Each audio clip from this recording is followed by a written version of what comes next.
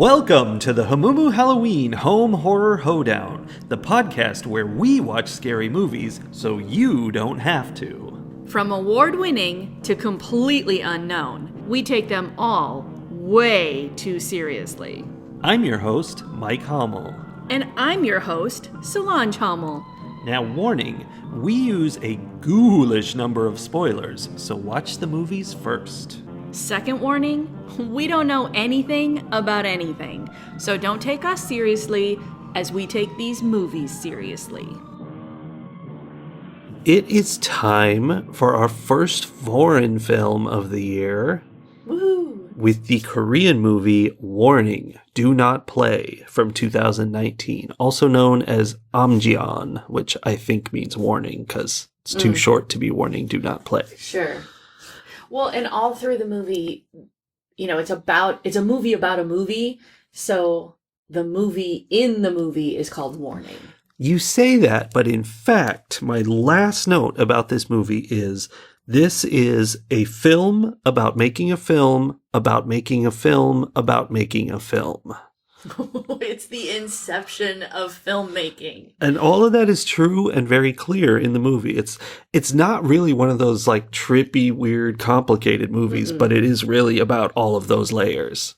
That's pretty awesome. It's kind of weird. It's been a while since we've done a movie because I went on vacation for a week to visit my family. You did do that. Which means, since that was my first time out of the house in 3 years since COVID, I also then spent the next week sick, which you might be able to hear in my voice. So, I didn't have COVID, everybody. It's just a cold. But I did make him stay locked in the spare room for like a week after he got home because She did. do not want to catch a cold. This was or like COVID a or horror anything. movie. It was like Misery, basically. She would Yeah. come and hand me food through a slot in the door. And anyway, the point is we watched this movie separately in our separate rooms and took notes at the same time. Yes. Which is weird. I mean, really, it wasn't that much different because we don't talk during these. We don't Not much. share our thoughts during these We horror try movies not while to. we're watching. We take our notes on separate sides of the couch. But yeah, Korean film. We watched it with subtitles. And this was a Shudder original. Which, Oh, that's right. my friends, if you like horror movies and you don't have Shudder, you probably should get it. Even if you just get it for like the month of October each year. Yeah. It's super worth it. It has lots of movies on it. Like lots of ones that you won't see on other streaming channels. Hashtag sponsored. I wish. No, it's worth it. It's super worth it. In fact, it has so many good movies on it that we actually just have it year round now. Well, I mean, yeah, because our podcast is year round now, Right. so there's good reason. It's part of our very important brand. It's our brand. Okay, so the first thing I want to talk about with this movie, because it is a Korean film, I was trying to pay very close attention to the storyline and see how the plot broke down, because I am always fascinated by the differences between like Western storylines and the like 3-act or 5-act structure that they tend to follow compared to the 4-act structure that is very common in Eastern storylines and in Asian storylines. That is a very deep thought. Right? I was trying to be all smart and stuff. Did you find it? Did you see the difference? I don't know because, full disclosure, despite the amount of writing that I have done and the way that I call myself a writer at times, I don't actually know much about the, like, rules of writing. I am hard-pressed to identify the plot points in Western stories, and those are the ones that I've seen my entire life. Yeah. That's also our brand, by the way. Not really knowing what we're talking Yeah, about. we don't know what we're talking That is about. definitely our brand. But here's the thing. I did see places where I'm like, oh, I sort of think this is where this happens. Or it could be where this happens.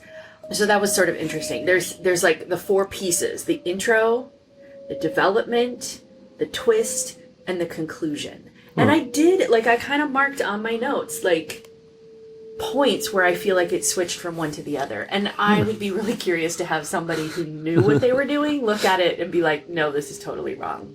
But it would be fun. The thing that I noticed, though, is that there is also a significant amount of Western storytelling in this movie, or that I could identify, and I think it was intentional. And I want to go into that later. That's part of my, like, when we finish this movie, and I told you I have so many smart things to say. You said pseudo-smart is what you said. Yeah, that's more accurate. That's our brand. That is our brand. Pseudo-smart. So yeah, I'm gonna delve into that as we go along. So what is this story about, first of all? Beyond being about a movie making a movie. This is the story of a screenwriter who doesn't have a good idea for her next thing. Relatable. And somehow, like, I forget who even tells her about it, but somebody tells her how there's this movie that got made that scared people so much they ran out of the theater and one had a heart attack, which that is I'm pretty sure a real thing that happened in like the 70s in America. There was some movie where someone had a heart attack and they're like, oh, we're putting that on the poster. And B, not that dramatic. It's like people got upset about the movie and ran out and whatever. Like it's not what you expect from this kind of thing. It's not like The Ring where everyone who watches this keels over dead in a week. No, it's just one person had a heart attack and other people ran away. I mean, to be fair, though, as you get further in, it does get more like The Ring. Yeah. Where, like, it's not just a heart attack. You're being possessed by the ghost of a director. Although, later on, I was like, is there some kind of weird time loop happening? Like, is she the director who is the ghost? Like, is she inspiring herself? How does that happen? There was definitely a feeling like that, but then that wasn't what was happening, I don't think. So it was just not as interesting as it should have been. Like, that stuff should have been happening. Right. I mean, the idea that she didn't have an idea and got inspired by the ghost of a director who, whatever, something terrible happened to her. And then it turns out that that was her and she's dead or not or reincarnated or like there were so many options. Yeah. But it wasn't any of those things. I don't think so. And I don't think it was a director. It was the actress, right? No, it was a director. Maybe it was an actress? I thought the actress was... Why would she be getting ideas from the actress? Not getting ideas, just that's the ghost who was killing everybody. I thought Sun-mi was a director, but I could be very wrong about that. Oh, I thought it was the actress. So I mean, I have no idea. I think I was making assumptions. Like, I don't have any reason for thinking that. I can't say, oh, specifically it said that here or there. That was the idea that I had, and I don't know where I got it from.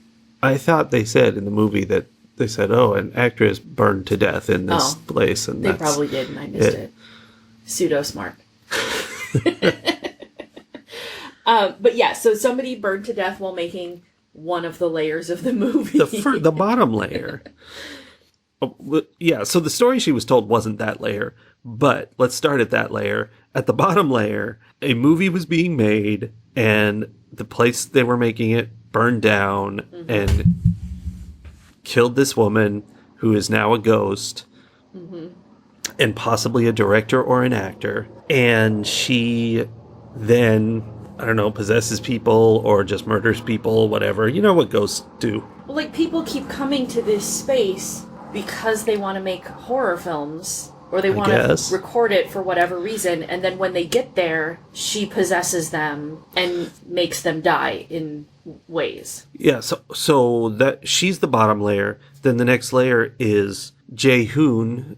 He wants to make like a Blair Witch movie, and he's like, ooh, a scary place would be this place that burned down because, they say there's a ghost. I don't know if he actually thought there was a ghost at the time, but it was a scary place. Right, it was a place where people died. Yeah, and so he made the movie there, and that's where people really died, like ghost-wise. Like, His whole crew got murdered by the ghost, straight up. And except for him, and he then edited that footage together and created an evil movie. Right. And that's the movie Mi Jung is trying to track down for the entire movie. Oh, that's the movie where people ran out of the screening and someone had a heart attack and died. And then she's trying to track it down so that she can, as far as I can tell, straight up plagiarize it. Yes, that's like my first note was how uncreative is she that she needs more details than a ghost made a movie and watching it scared people to death. Right? Like, do you need more info than that? One of my first notes before I really understood what was going on was, yeah, don't plagiarize from ghosts. Yeah. This is a bad plan. I didn't even think about the fact that she's fully trying to, she's like, no, I need it. I need the whole thing laid out for me. I'm going to copy it exactly. Basically, like, yeah. I don't even know that she was going to remake the movie. She was just going to, like, recut it because nobody else had seen it, and the people who did see it... that saves a lot of time. Yeah. She was definitely trying to cut some corners. But that was part of the, like, overall theme of the movie, which then comes back to what I was saying earlier. Like, there was sort of a Western theme there of selfishness and, like, a need for attention, which... I felt, and this could totally be me bringing this in, I felt was kind of the point of the movie. Was like, all of this is inappropriate.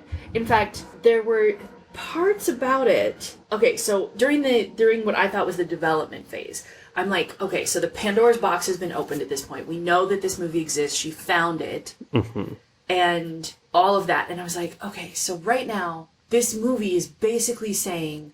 all of the curiosity that she had and the wanting to have answers and the challenging the authorities who have very clearly said no one should see this movie, like for the good of the society, this has to be locked up and it is banned from all people. And she is running around being like, I need to see it. We need to have information. I need to copy it. And basically the entire movie is about how her independent thinking is going to get people killed. And I was like, ooh, that's interesting. Not good. Because almost all American movies have the exact opposite message. Yeah, that's true. Our storylines are the opposite of that. That we are all about finding information that authorities have been hiding and bringing it to light. Yes, and that takes them down immediately. Yes. So... I just thought that was so interesting that, like, because I was looking at it and trying to see, like, in Asian films in particular, they tend to not be about an individual. It's more about, like, a group of people and the common good. And this movie was so much about this one person. And I was like, well, that's an interesting twist. And then I realized, oh, but it's saying... she's bad for what she's doing. Well, and she is kind of the villain of the movie, even though she's the protagonist. Like, there's a part where she goes to, like, this film archive kind of place, and she's talking to the guy there, and he's like, oh, yeah, we've got the movie here. And she's like, well, give it to me. And he's like, I can't do that. You know, it's not allowed. And she tricks him into, like, going into the other room and makes a copy of, she couldn't get the movie, but, like, the data about the movie so she can go find out. I think like to find the director. Or something of it. Oh, yeah, there's a clip. Yeah, that's when she gets to see the clip for the first time. Yeah.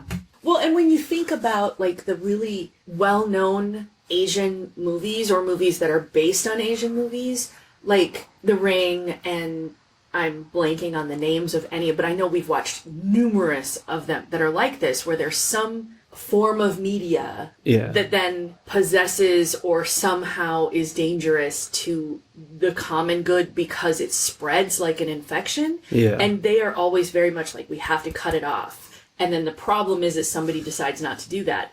And when you think about where we are today in the world, in this country, because when people were told, hey, what if we stopped the spread of this thing that was killing people? And more than 50% of our population was like, screw that. No, you can't make me stop getting sick. I want to be sick. Ridiculous. Yeah. Ridiculous.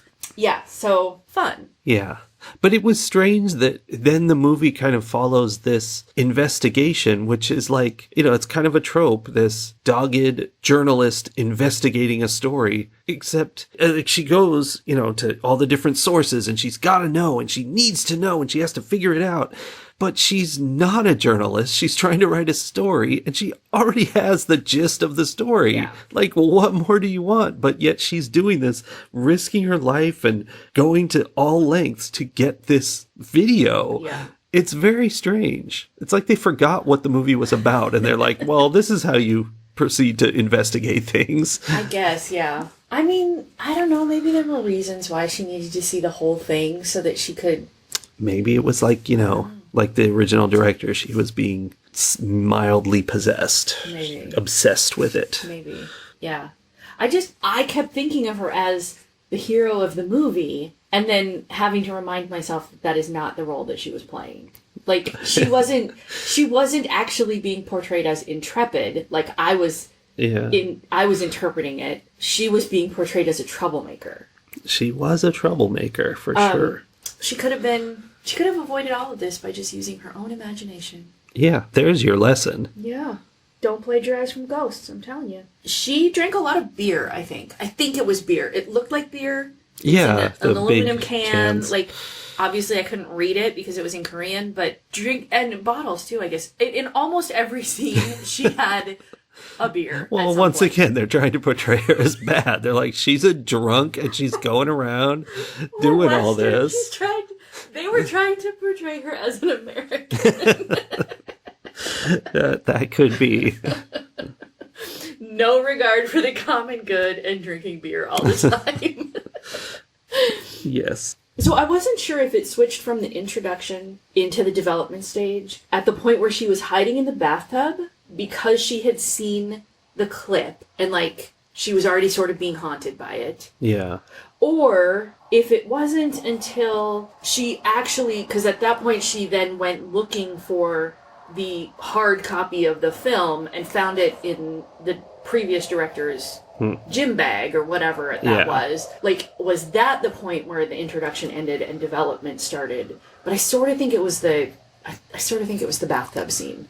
And actually finding the film was part of the development of the story. Yeah, I don't know. The ghostly whatever, hauntings and possession and whatever were so unclear in here. Like, at one point, she's seeing a bloody razor blade in her bathtub, which is a reference to the fact that she had slit her wrists as a kid. And, like, what was that? That brings up an interesting thing. Because they both, I don't know if previous iterations had it, but they both had instances where they had really rough childhoods and then found horror films, American horror films. It was one that I recognized. I was like, did they mention The Shining at one point? Maybe it was The Shining?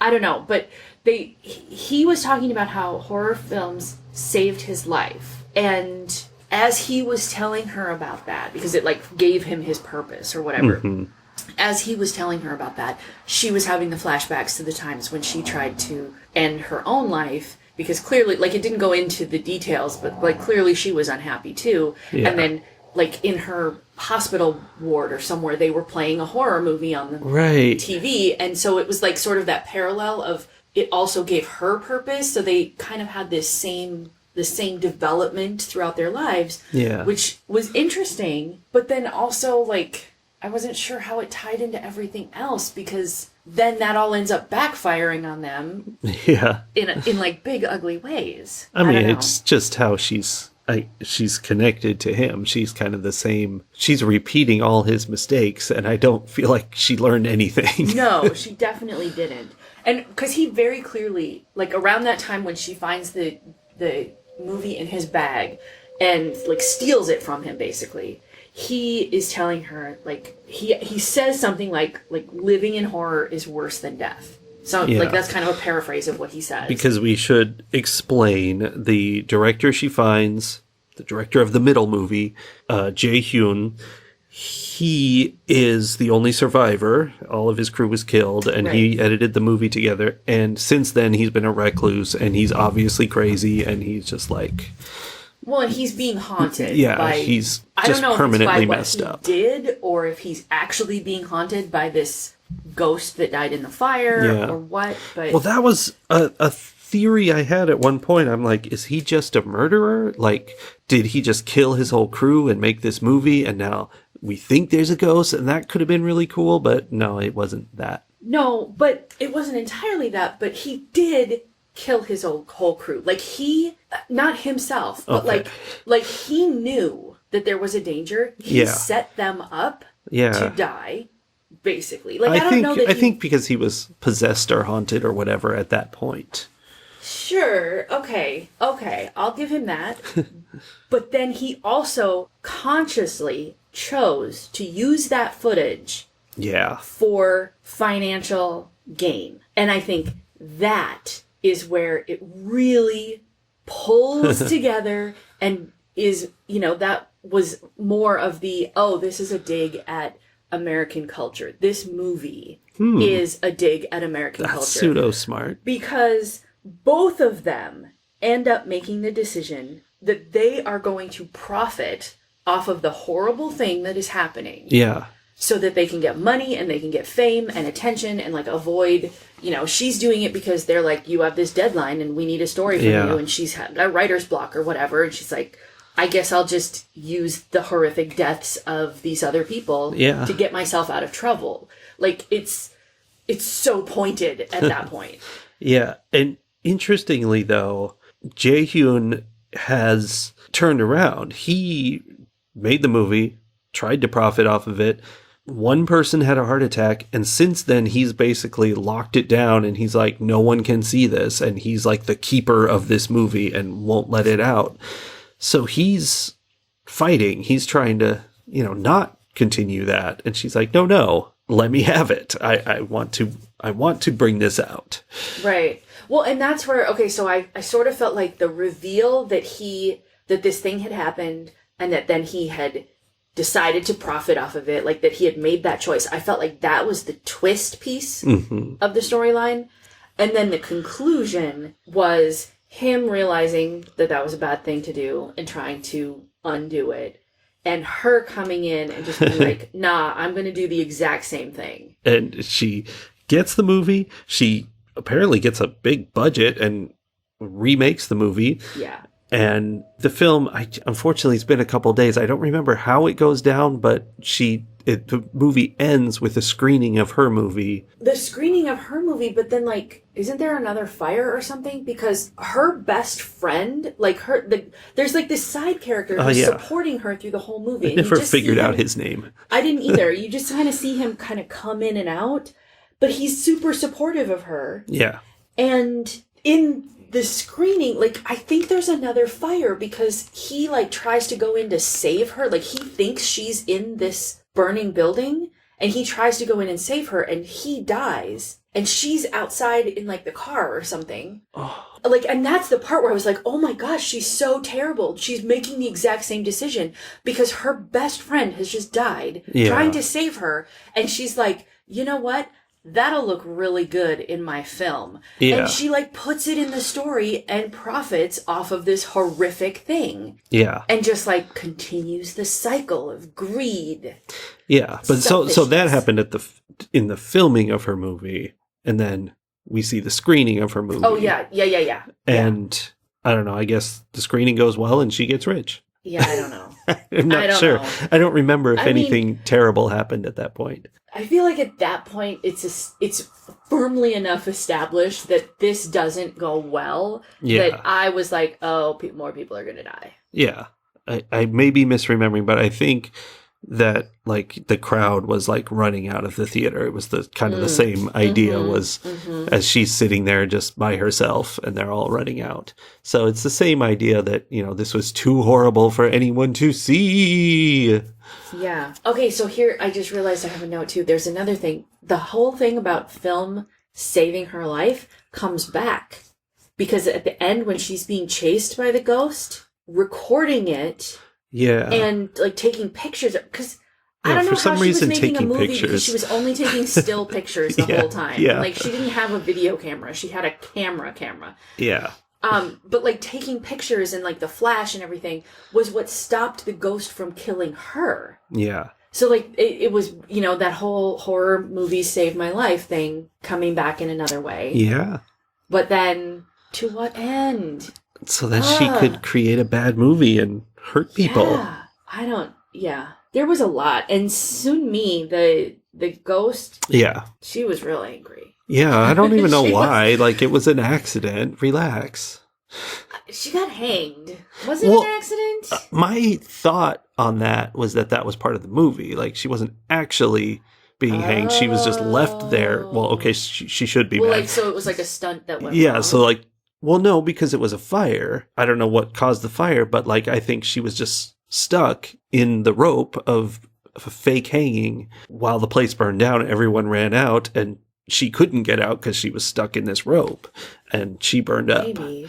She definitely used hanging as the way to kill people, though. Like, that was what she did. She, like, terrorized you, and then she, garroted you. Yeah.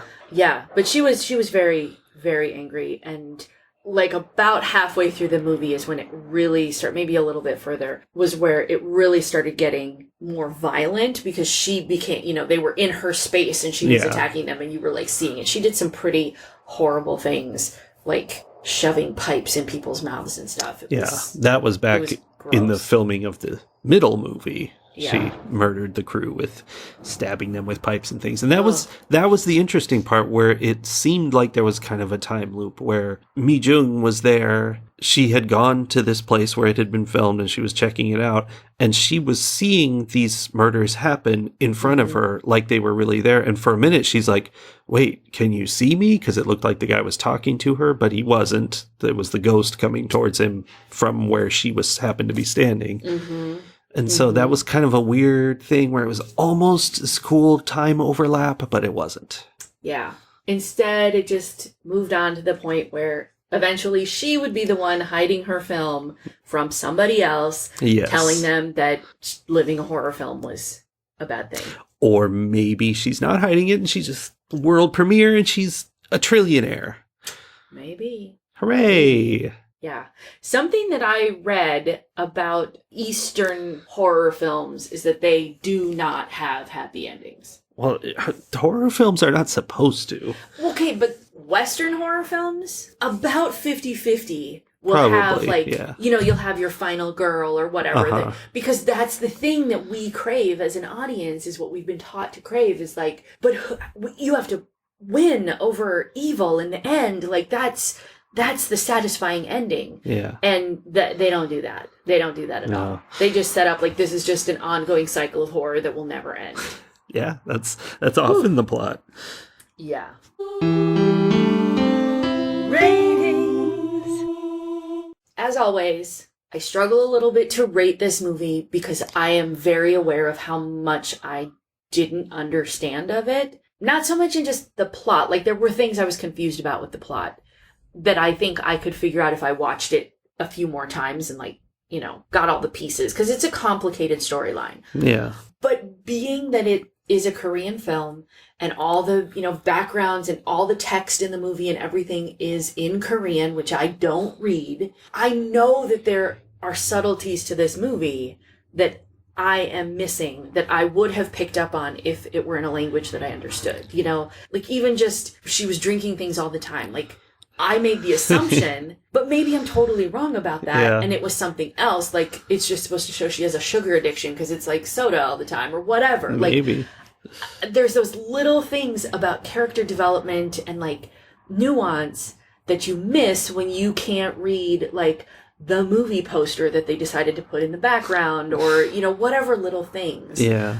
And that always makes me feel like, I don't know, that I know I missed things, so then it's unfair for me to rate it because I'm not rating it on all the information. But whatever. Here you go. I'm going to rate it anyway. I liked the complexity of it. I definitely thought that they did a good job with the horror stuff. And again, I say this all the time when we watch foreign films, but watching horror from the perspective of a different culture is scarier to me because I don't know what to expect. Yeah. So I liked that aspect of it. I think that there were opportunities that were missed, perhaps. And I think that there were some pretty, like you've pointed out, the kind of gaping, overarching plot hole of why did she need to see the whole thing to come up with a plot for her own movie? Like, yeah, that's I don't writer's know. block for you. I guess.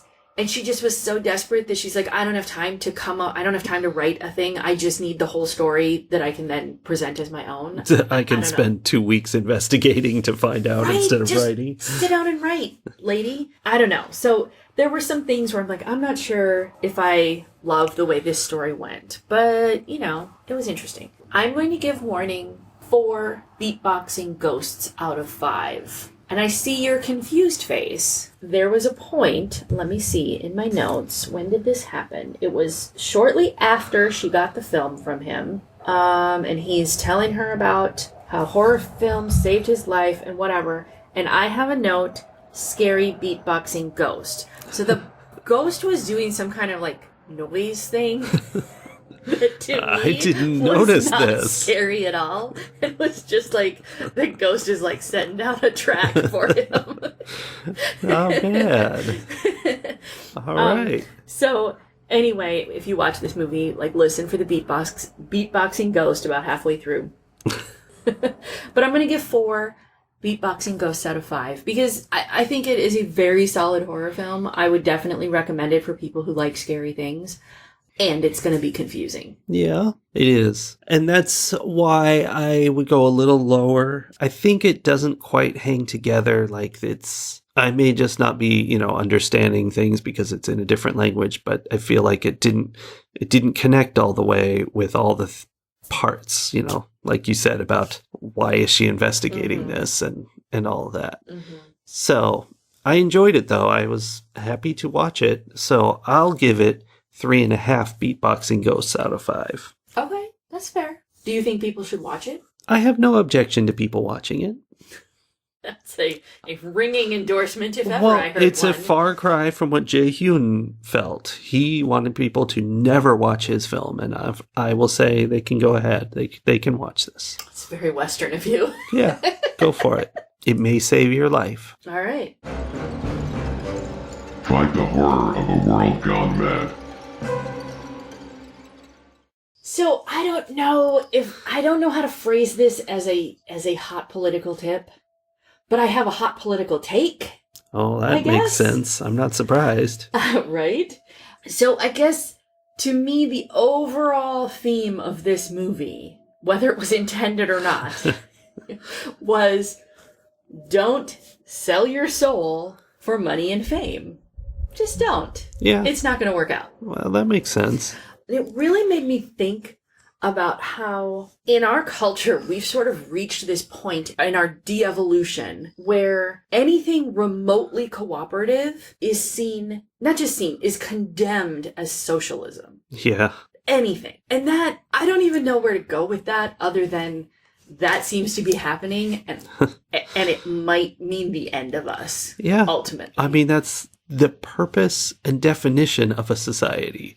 Right? And yet we've decided that's not okay. No society is allowed. Yeah. How do we continue as a society in any way, shape, or form if we have decided that the pinnacle of society is every man for himself? Yeah. I don't understand it. It boggles my mind that the people who are in charge and who are making decisions that impact everyone can have that mentality and that A, we're okay with putting people like that in charge, and B, these are smart people who are making decisions, and I'm like, how do you not see that you are actively destroying the thing that puts you in control? Like, there's a lack of longevity in our thinking at the leadership level. There has been for a long time. Where they're just like, Mitch McConnell is just like, this will keep me in power for right now. And I'm like, yeah, and you are essentially destroying your entire party from the inside out. Mm-hmm. Like, just rotting it away. How is that good for you? And I mean, I guess in his mind, whatever. It's only lived what's past for his him. expiration date anyway. But, like, I don't understand how we have set this thing up where we're like, everything we know about culture and society is that we're doing it wrong. We're like, yeah, but we're going to get a buck for it. Yeah. Yeah, but I get to be on TV every day spouting my thoughts. Like, I don't get it. Yeah, I see how that connects to this movie. Oh, okay. So anyway, I guess my tip then is Don't do that. we need to work toward balance of individualism and community and common good. Like, do I want it to be like North Korean, everyone is being controlled under the guise of common good and no one is allowed to have individual thoughts or delve into things that are being hidden? No, that's the other extreme. Mm-hmm. There's got to be something in the middle. We know there's something in the middle. There are countries all over the world living in that space right now. I don't understand why we're so hell-bent on getting to this extreme that we know is going to destroy us. The reason why we are, I saw a graph of this the other day, that the chance of a law being passed by Congress versus the percentage of people who want that law to be passed, Okay. there's zero correlation. It doesn't matter if a lot of people want it or if no people want it. That is so But depressing. Here's a second graph of the top 1% of people. If they want it versus the chance it'll be passed is a direct correlation. So the billionaires, the people who obviously have been out for themselves because how else did they get billions, Yes. are the ones deciding everything. Yes. And it's only getting worse because everything they decide gives them more power to decide. Right. So, But again, I go That's back how we to the got here. idea. And I'm sure this is just because this is how my brain works and I don't understand how brains that don't work the same way work, but I don't understand how they can look at that. I mean, I guess it's because they've had generations at this point of things constantly getting better and they're like, they don't understand that at some point that has to stop. yeah. Well, that's... You know, and it's not like there's examples all throughout history of that tipping point where where the guillotines come out. Exactly. Like, it's not like it just gently swings in the other direction. Like, bad things happen at that tipping point, but they're just like riding that roller coaster straight to the top. Yeah, well, as long as we don't rise up and tell them otherwise, that's how it's going to be. I guess maybe my political tip this week is rise up.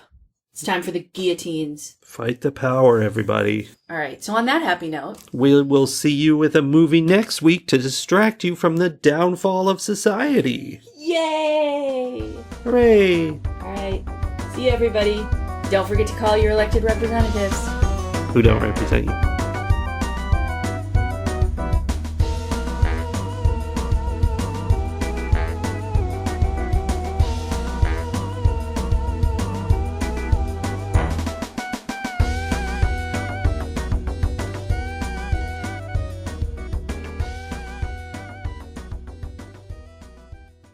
It has the juice. It's corn!